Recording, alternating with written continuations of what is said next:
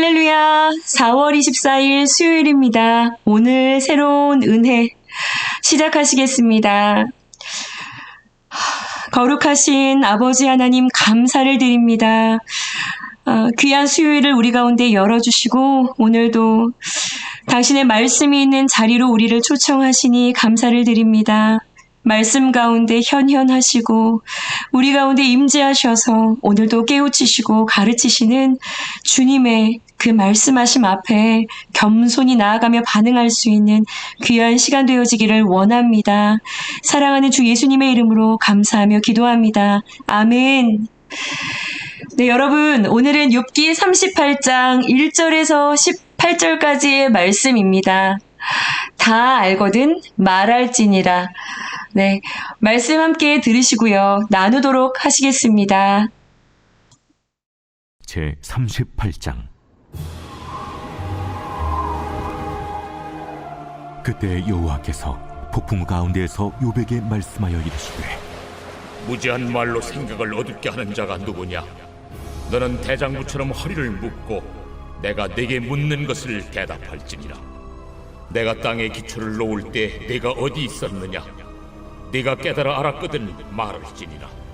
누가 그것의 도량법을 정하였는지, 누가 그 줄을 그것의 위에 띄웠는지 네가 아느냐?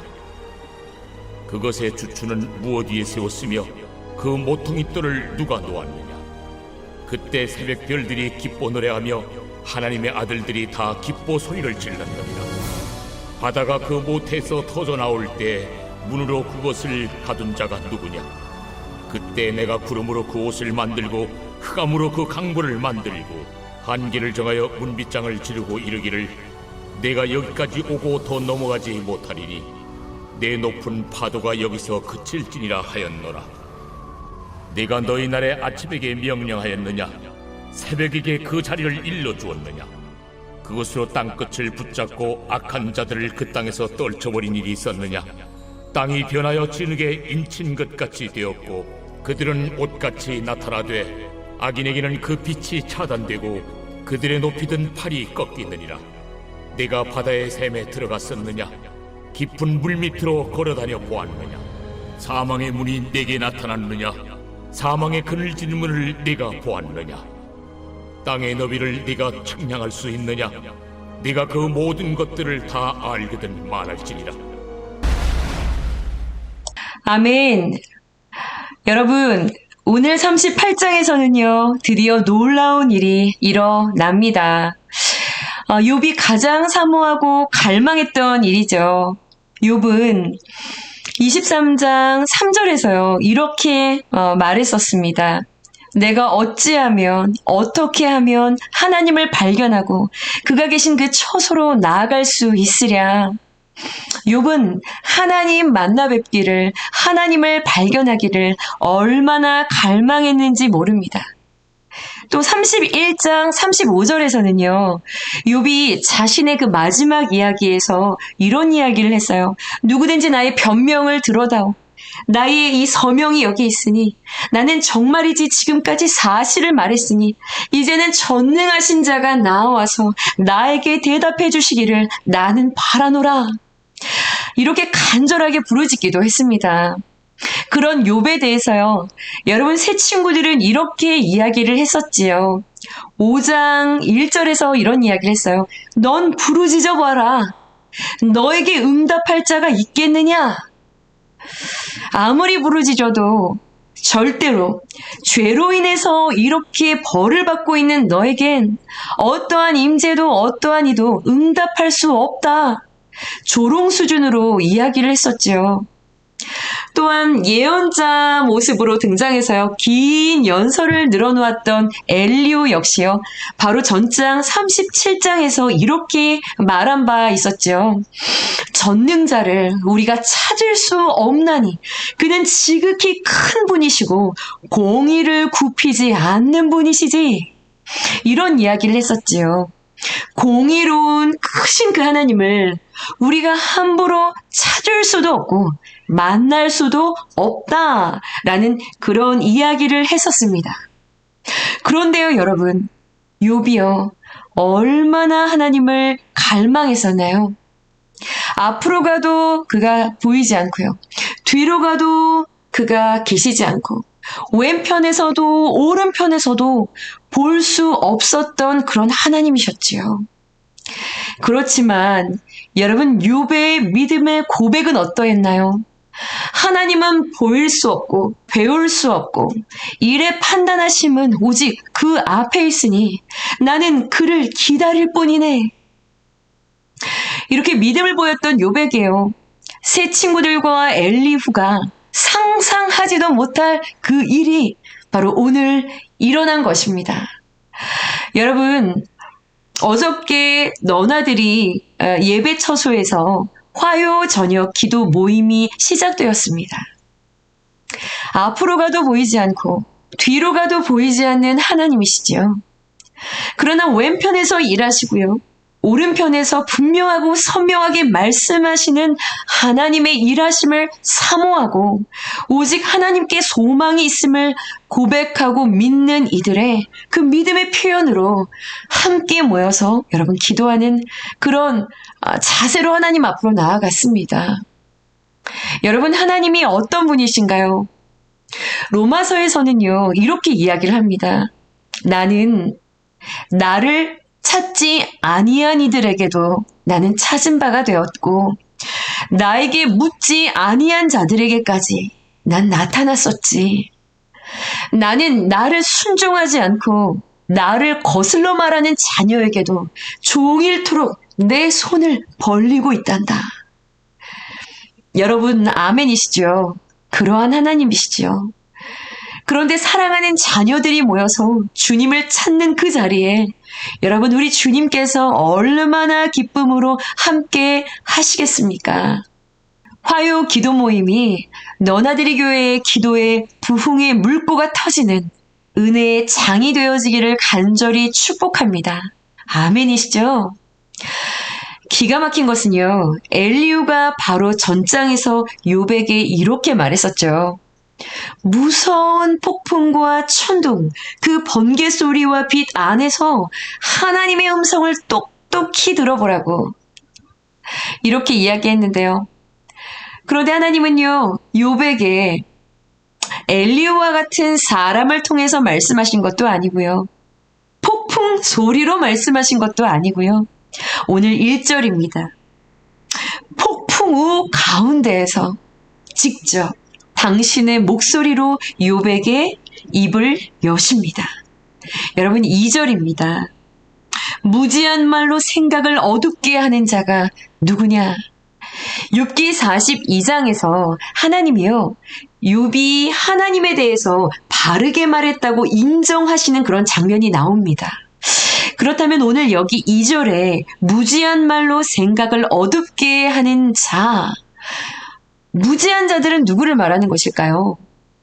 여러분 인과율이라는 그 틀 안에서요. 하나님의 일하심을 가두고 자신의 생각들로 논쟁을 하고 있었던 그 모두를 이야기하는 것이 아닐까요?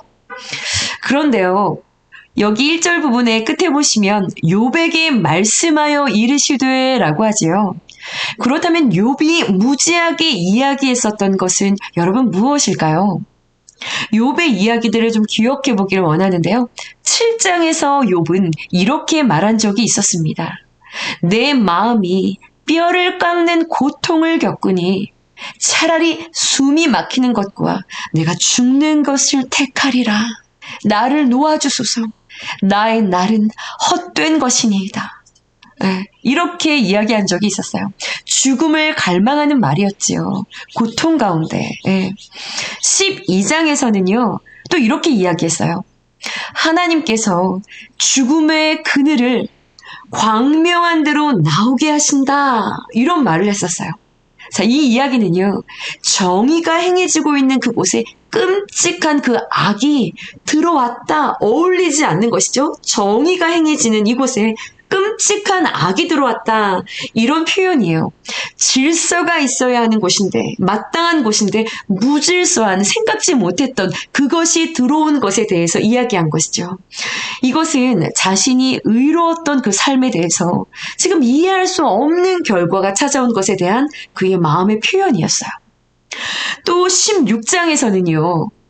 하나님이 나를 행악자의 손에, 악인의 손에 넘기셨다.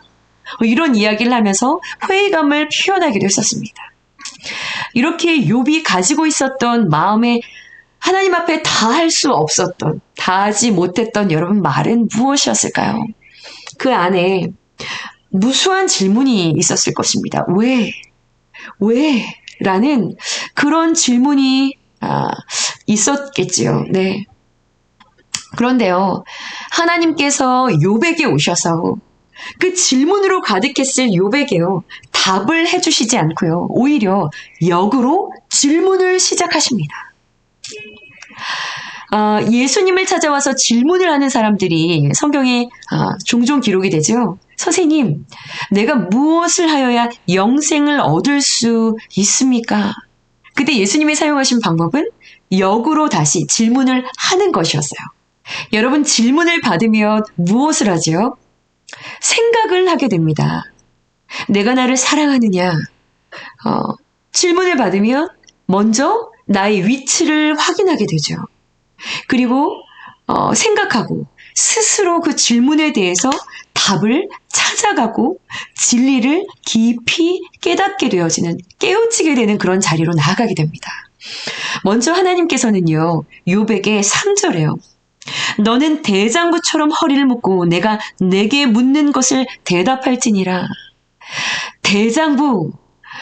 우리 바이블 캠프 때 김시현 목사님께서 이 대장부에 대해서 풀어서 또 이야기를 해주셨어요. 이 대장부는 용사 혹은 강한 사람이라는 그 원어의 뜻을 가지고 있습니다. 욥, 너는 강한 용사야. 용사답게, 믿음의 대장부답게 허리를 여미고 바르게 서서 내가 묻는 것에 대해서 한번 생각해 보렴. 이렇게 말씀하고 계시는 거예요. 그리고는 많은 질문을 던지십니다. 오늘 큐티 중간 단락 부분에서는요, 4절의 땅, 그리고 8절의 바다의 처음 시작, 그 질서를 만드실 때에 욥, 너는 어디 있었느냐라는 질문을 시작하시죠. 여러분, 욥이 했던 그 무지한 말이 어떤 말이라고 아까 말씀을 드렸죠? 하나님께서 죽음의 그늘을 광명한 대로 나오게 하셨다라는 말을 했었지요. 질서가 있어야 하는 곳에 무질서한 것이 불청객에 지금 들어온 것이에요. 네. 하나님은요, 지금 그 대답으로 질문을 하고 계세요. 네. 질서를 시작하던 그때를 이야기하는 것이죠. 욥, 내가 땅에 기초를 놓을 때, 그 모든 질서를 시작할 때 너는 어디에 있었느냐? 5절에요. 이 땅의 질서를 시작할 때 누가 그 위에 측량하는 줄을 놓았는지 내가 아느냐? 6절에요. 기둥을 떠 받들어주는 그 강한 주추는 무엇 위에 세워졌지?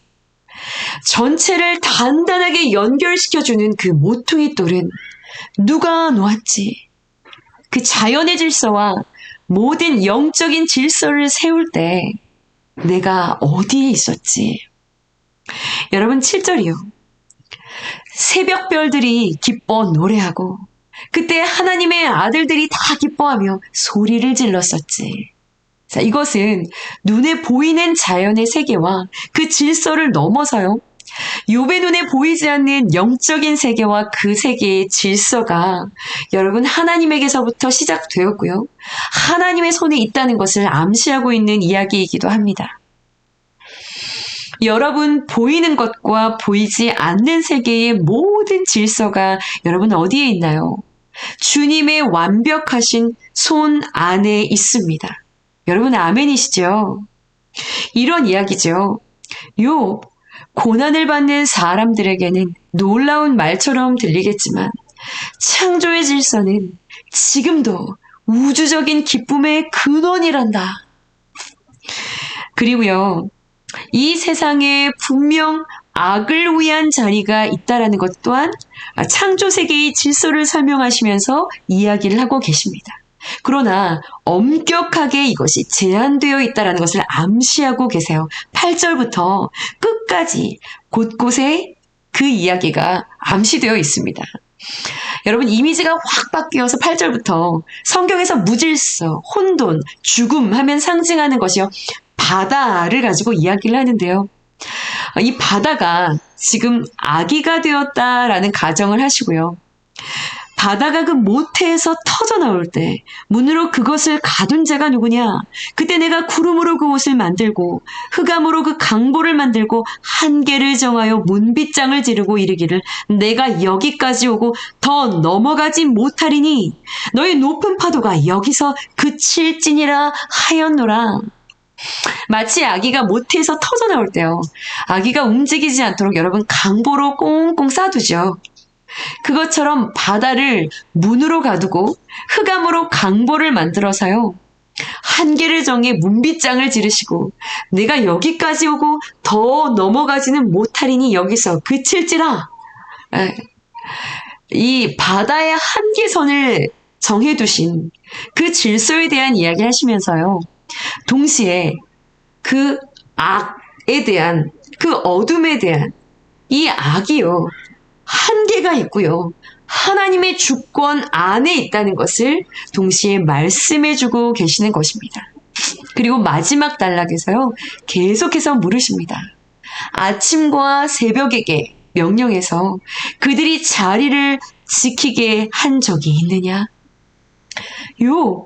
그것들을 사용해서 악한 자들을 떨어내버린 적은 있느냐? 바닷속 그 깊은 곳에 있는 물의 근원에까지 너 들어가 보았느냐? 그 밑바닥의 깊은 곳을 너 들어가서 죽은 자들이 들어가는 바로 그 문, 그것을 들여다보고 그 밑바닥 깊은 곳을 걸어가 본 적이 있느냐? 네가 다 알거든. 말해보아라. 하늘과 땅의 운행에 대해서 여러분 사람이 할 수 있는 것이 아무것도 없지요. 한계가 있다는 것입니다. 온통 한계뿐이에요.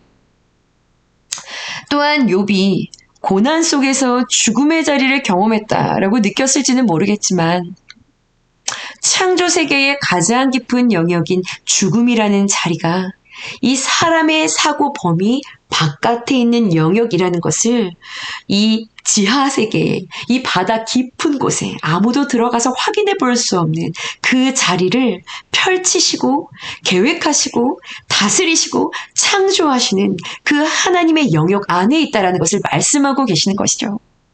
하나님은요, 네가 모든 것을 다 알면 말해보아라 라고 하셨지만요, 욥은 아무런 대답을 하지 못하고 있습니다. 욥은요, 지금까지 친구들이 논쟁해왔던 여러 가지 사항들이 있었어요. 그렇죠? 어디에서 시작된 것인지, 이 정의롭게 살았다고 하는 이들에게 당하는 그 슬픔과 고난과 고통의 사건들의 그 이유에 대한 것들. 욥은요, 그런 논쟁에 대해서 대답이 듣고 싶었겠죠. 자신의 고난에 대해서, 모든 권한을 가지고 계신 그 하나님의 어떤 해명에 대해서도 여러분 듣기를 원했을 것입니다.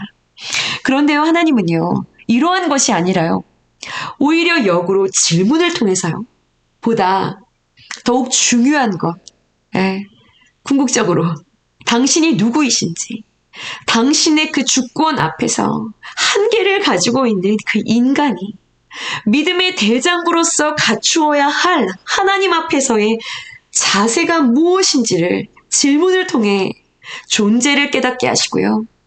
믿음의 사람들이 하나님 앞에서 끝까지 유지해야 하는 그 자세가 무엇인지를 지금 욥으로 하여금 질문을 통해 깨닫게 하고 계시는 것입니다.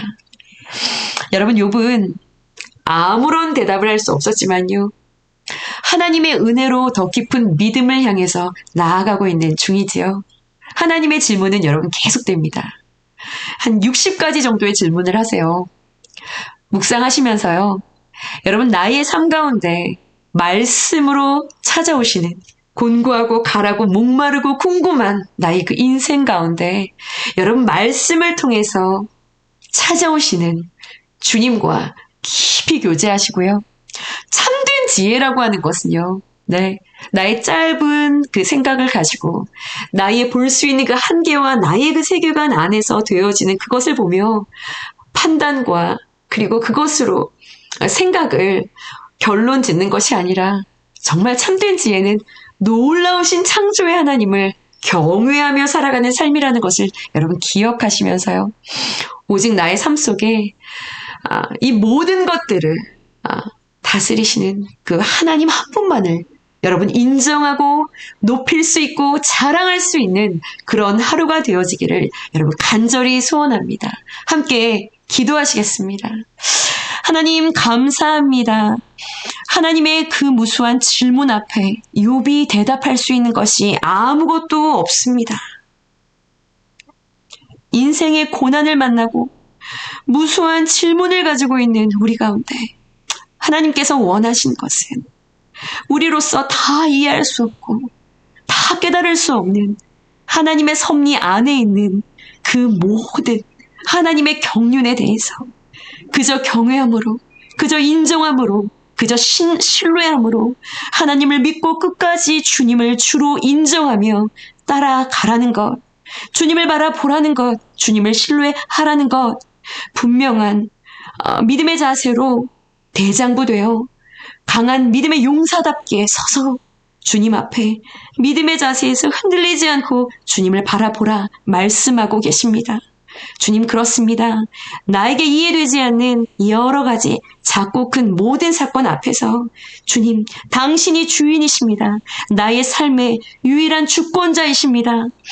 그렇게 고백하며 주님만을 나의 삶의 주인으로 인정하고 주님 한 분을 찬양하며 높여드릴 수 있는 참으로 행복하고 귀한 날이 되어지기를 원합니다.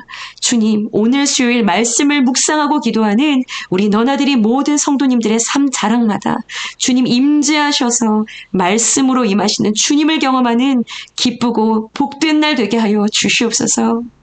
만물의 주관자 되시는 살아계신 주 예수님의 이름으로 감사하며 기도드렸사옵나이다. 아멘. 아멘. 여러분 함께 기도하시면서 나아가도록 하시겠습니다.